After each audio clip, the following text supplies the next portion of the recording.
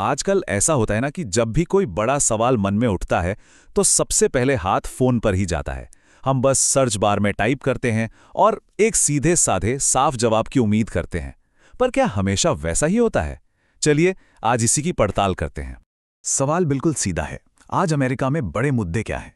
ये एक ऐसा सवाल है जो कोई भी पूछ सकता है, ये जानने के लिए कि दुनिया में चल क्या रहा है। तो हमने भी यही किया। तो हमने सोचा चलो एक बहुत बड़े वीडियो प्लेटफॉर्म से ये सवाल पूछते हैं।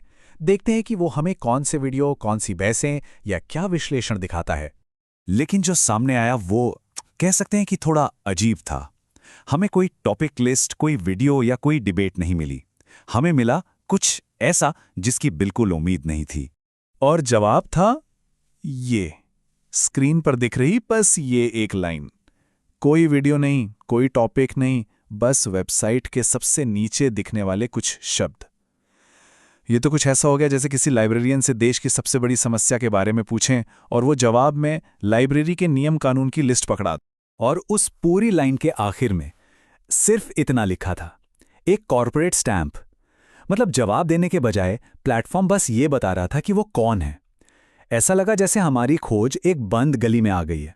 पर क्या ये वाकई एक बंद गली थी या ये अनजाने में मिला एक सुराग था? कभी कभी सबसे दिलचस्प बात यही होती है कि जवाब सवाल में नहीं बल्कि उस जगह छिपा होता है जहां सवाल पूछा जा रहा है।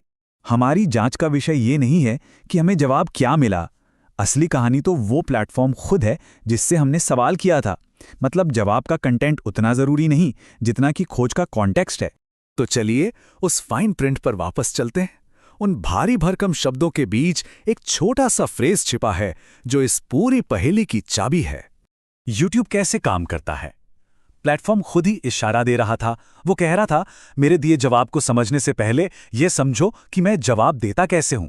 और बस यहीं से हमारी असली खोज शुरू होती है। तो जब हम कुछ टाइप करके एंटर दबाते हैं तो स्क्रीन के पीछे असल में होता क्या है? ये सिर्फ शब्दों को मैच करने जितना आसान नहीं है। ये एक बहुत ही गहरी प्रक्रिया है जिसे समझना जरूरी है। इस पूरी प्रक्रिया को 3 आसान हिस्सों में बांटा जा सकता है। पहला, कोई सवाल पूछता है।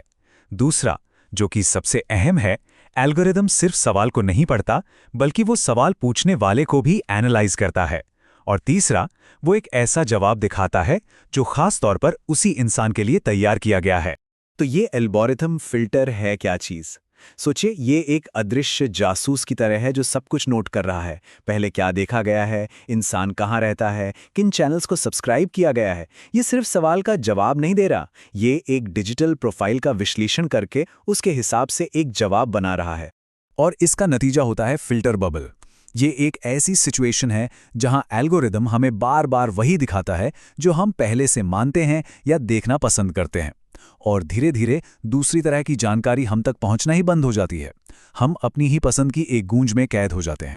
तो इस सारी जानकारी का हमारे लिए मतलब क्या है? इसका मतलब ये है कि हम सिर्फ चुपचाप देखने वाले दर्शक बने रहने के बजाय एक ज्यादा जागरूक और स्मार्ट यूजर बन सकते हैं। सवाल है कि कैसे? देखिए, ऑनलाइन जानकारी को 2 नजरियों से देखा जा सकता है। पहला है निष्क्रिय दर्शक का, जो स्क्रीन पर दिखने वाली हर चीज को सच मान लेता है। और दूसरा नजरिया है सक्रिय जिज्ञासु का, जो हमेशा ये सवाल करता है, ठीक है, पर एल्गोरिदम ने मुझे यही नतीजा क्यों दिखाया? बात बहुत सीधी सी है। जब हम ये समझ जाते हैं कि मशीन सोचती कैसे है, तो हम उसकी दी हुई जानकारी पर आंखें बंद करके भरोसा नहीं करते। हम सिर्फ एक यूजर नहीं रहते, बल्कि जानकारी के सागर में एक समझदार नाविक बन जाते हैं। तो अगली बार जब भी कोई कुछ खोजे तो ये सवाल जरूर सोचना चाहिए। जब हम जवाब के लिए एक एल्गोरिथम की तरफ मुड़ते हैं तो हमें एक निष्पक्ष सच मिलता है या हमें हमारे ही विचारों का एक आईना दिखाया जाता है।